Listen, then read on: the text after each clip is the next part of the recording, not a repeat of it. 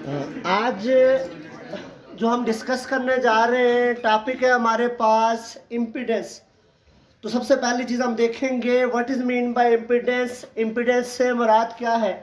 फिर उसके बाद बच्चा हम डिस्कस कर लेंगे RC series circuit and RL series circuit, और उन आरसी और आरएल सीरीज सर्किट में इम्पीडेंस की वैल्यू को कैलकुलेट करेंगे।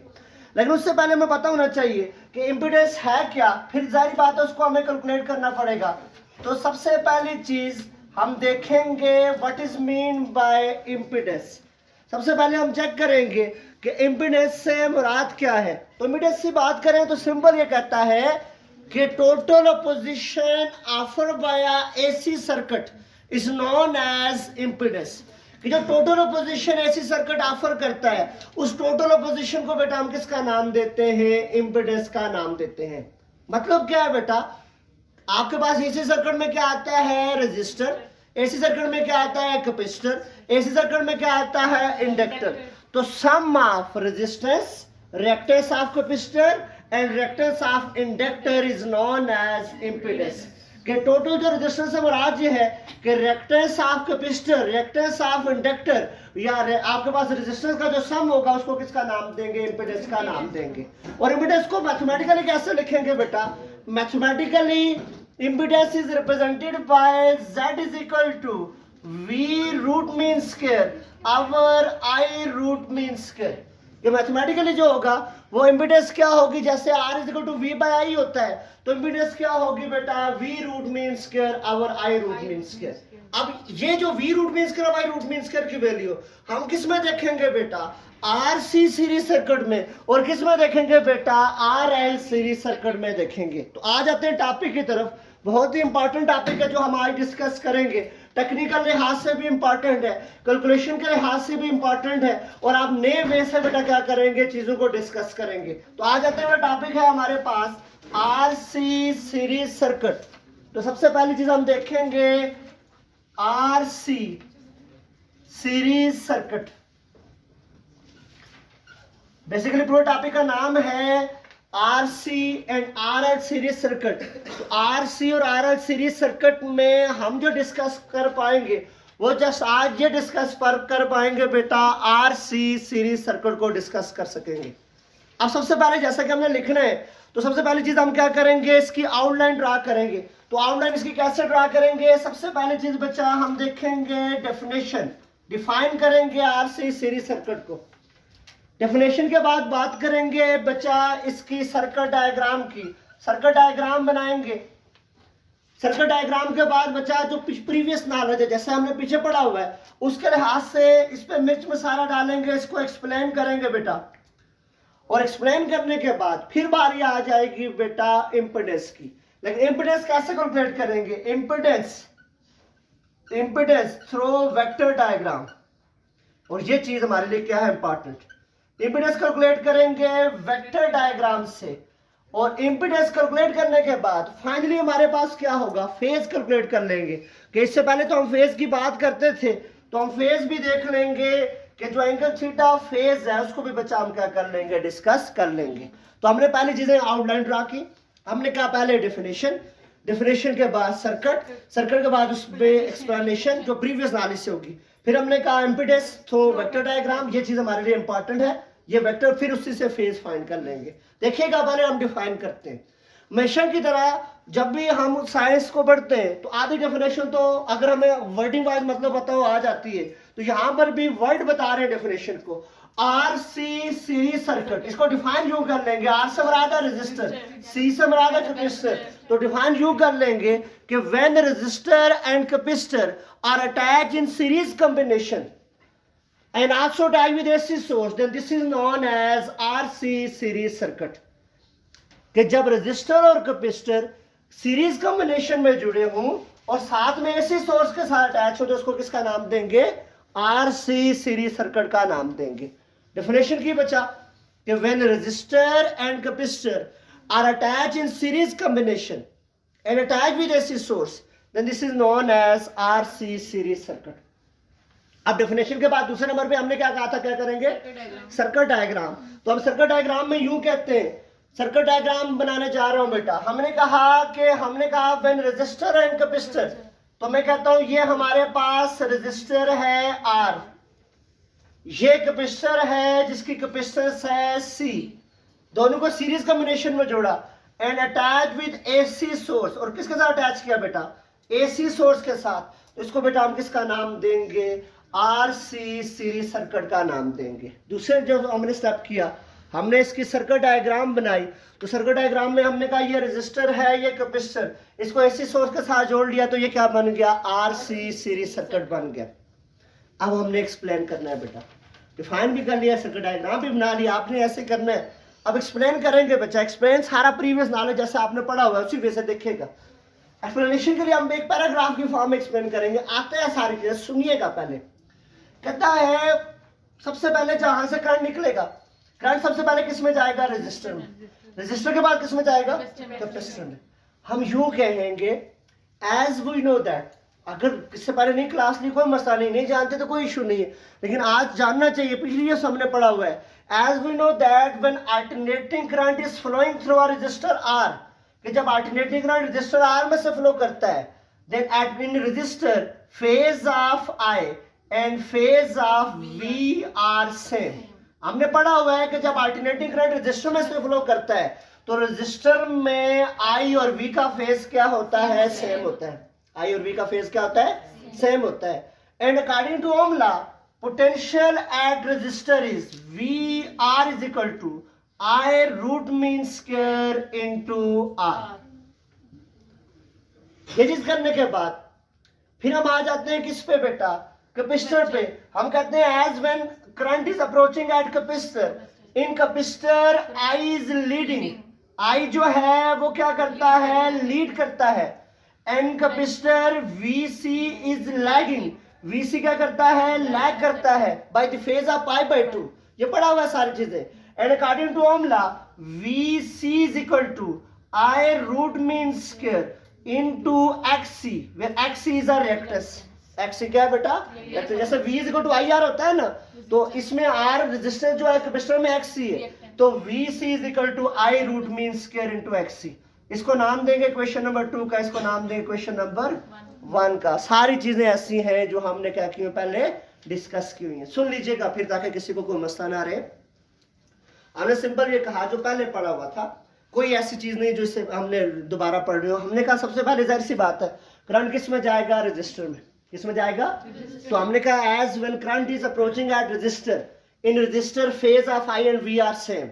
कि रजिस्टर में करंट और पोटेंशियल का फेज क्या होता है? सेम होता है। पहले पढ़ाया भी हुआ है, नहीं पढ़ा हुआ आज के बाद याद रहना चाहिए कि रजिस्टर में I और V का फेज क्या है? सेम है। फिर उसके बाद रजिस्टर में जो पोटेंशियल होगा उसको क्या कहेंगे? VR। क्या कहेंगे? VR। और VR किसके इक्वल होगा? I root mean square into R।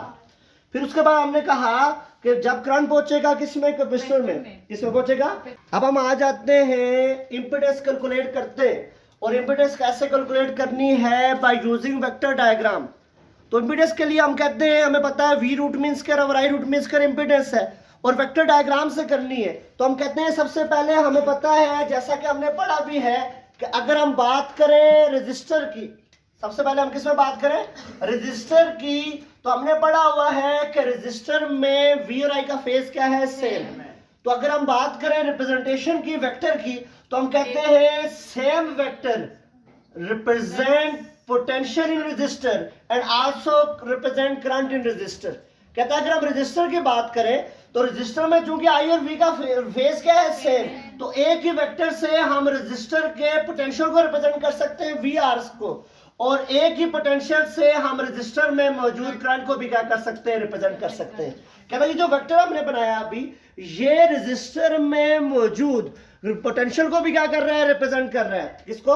Potential को भी। और ये वेक्टर रजिस्टर में मौजूद करंट को भी क्या कर रहा है? रिप्रेजेंट कर रहा है। क्यों एक ही वेक्टर से हम रिप्रेजेंट कर रहे हैं? क्योंकि हमने ये पढ़ा हुआ है कि अगर बात करें रजिस्टर की, तो रजिस्टर में V और I का फेज सेम है, तो फेज सेम होने की वजह से एक ही वेक्टर से हम पोटेंशियल को रिप्रेजेंट कर लेंगे, और उसी वेक्टर से रजिस्टर में मौजूद करंट को क्या कर लेंगे? रिप्रेजेंट कर लेंगे। ये जो आपके सामने जो वेक्टर है, ये रजिस्टर में मौजूद पोटेंशियल को भी रिप्रेजेंट कर रहा है, रजिस्टर में मौजूद करंट को भी रिप्रेजेंट कर रहा है।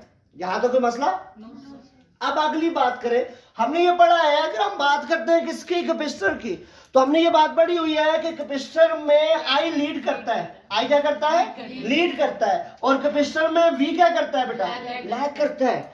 अब ये जो वेक्टर है ये रेजिस्टर में मौजूद करंट को भी रिप्रेजेंट कर रहा है, रेजिस्टर में मौजूद पोटेंशियल को भी। अब मजे की बात बताएं, सर्किट कौन सा है, सीरीज, तो सीरीज सर्किट में करंट क्या होता है, सेम। इसका मतलब जो करंट रेजिस्टर में वही करंट किस में, कैपेसिटर में। तो इसका मतलब अगर ये वेक्टर रेजिस्टर के करंट को रिप्रेजेंट कर रहा है तो इसका मतलब ये कैपेसिटर के करंट को भी क्या कर रहा है, रिप्रेजेंट कर रहा है। क्यों, सर्किट कौन सा है, सीरीज, और सीरीज में करंट क्या होता है, सेम। इसका मतलब जो करंट रेजिस्टर में होगा वही करंट किस में होगा, कैपेसिटर में। So we can say that this vector also represent current in a capacitor. ये vector current in a capacitor को भी क्या कर रहा है, रिप्रेजेंट कर रहा है। तो चूंकि कैपेसिटर का पोटेंशियल क्या करता है, लैग, करंट क्या करता है, लीड, तो ये वेक्टर चूंकि कैपेसिटर के करंट को भी रिप्रेजेंट कर रहा है, तो कैपेसिटर का पोटेंशियल लैग करता है, तो उसको लैग शो करने के लिए हम क्या लेते हैं, डाउनवर्ड लेते हैं। उसको लैग शो करने के किस तरह लेते हैं, डाउनवर्ड। और ये क्या आ जाएगा, वीसी आ जाएगा।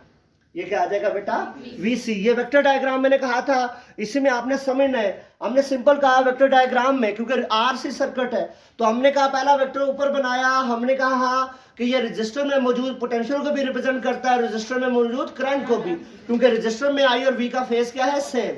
आगे हमने आइडिया लगाया, हमने कहा देखें आर और सी किस में, सीरीज में, तो इसका मतलब अगर ये रेजिस्टर में करंट को रिप्रेजेंट कर रहा है तो इसका मतलब ये कैपेसिटर के करंट को भी क्या कर रहा है, रिप्रेजेंट कर रहा है। तो इसका मतलब अगर सिंपल वी आर कहूं तो वी आर रेजिस्टर में करंट को भी रिप्रेजेंट कर रहा है और वी आर कैपेसिटर के करंट को भी क्या कर रहा है, रिप्रेजेंट कर रहा है।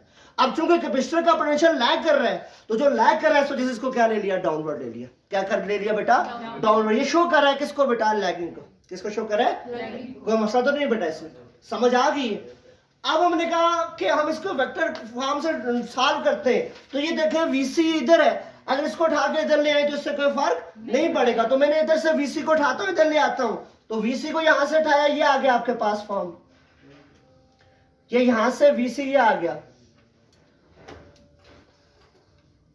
ये उधर से उठा के इधर ले आया वीसी को, क्योंकि मुझे वी रूट में इसके असल में चाहिए। तो यहां से देखें जब वीसी को उधर से उठा के इधर लाया, उसका फायदा क्या हुआ, उसका फायदा ये हुआ, देखें वी आर के हेड के साथ वीसी की क्या मिल रही है, टेल। ये दोनों क्या हो रहे हैं, ऐड, और इनका रिजल्टेंट आ रहा है बेटा, ये इनका क्या आ रहा है, रिजल्टेंट, और ये रिजल्टेंट आ गया इनका, ये इनका क्या आ गया बेटा, रिजल्टेंट। और रिजल्टेंट क्या आ रहा है बेटा, V root mean square. Resultant क्या आ रहा है बेटा, वी रूट मीन स्क्वायर। हमने सिंपल क्या किया, वीसी को इधर से उठा के उधर ले गए। उसका फायदा ये हुआ कि हमें नजर आ रहा है कि वी आर के हेड के साथ वीसी की क्या मिल रही है, टेल। ये दोनों ऐड हो गए, उनका रिजल्टेंट क्या आ गया, वी रूट मीन स्क्वायर आ गया।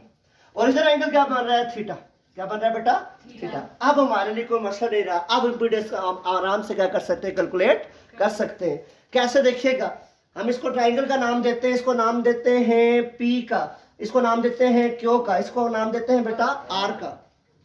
ये देखें पी क्यू क्या है, बेस, पी क्यू क्या है, क्यू आर क्या है, परपेंडिकुलर, और पी आर क्या है, हाइपोटेन्यूज। तो by using Pythagoras theorem, hypotenuse का square, V root mean square का स्क्वायर इक्वल टू बेस का स्क्वायर, बेस क्या है, वी आर, प्लस परपेंडिकुलर का स्क्वायर। तो यूज करते हैं बेटा by using definition of Pythagoras theorem. क्या है बेटा आपके पास definition, that is equal to hypotenuse का square, V root mean square का स्क्वायर इक्वल टू बेस का स्क्वायर। बेस क्या है बच्चा आपके पास, वी आर का स्क्वायर, प्लस बच्चा आपके पास परपेंडिकुलर का स्क्वायर। परपेंडिकुलर क्या है बेटा, वी सी का स्क्वायर, वी सी का स्क्वायर। अब देख लें बेटा, दोनों तरफ आप क्या ले लें, रूट ले लें।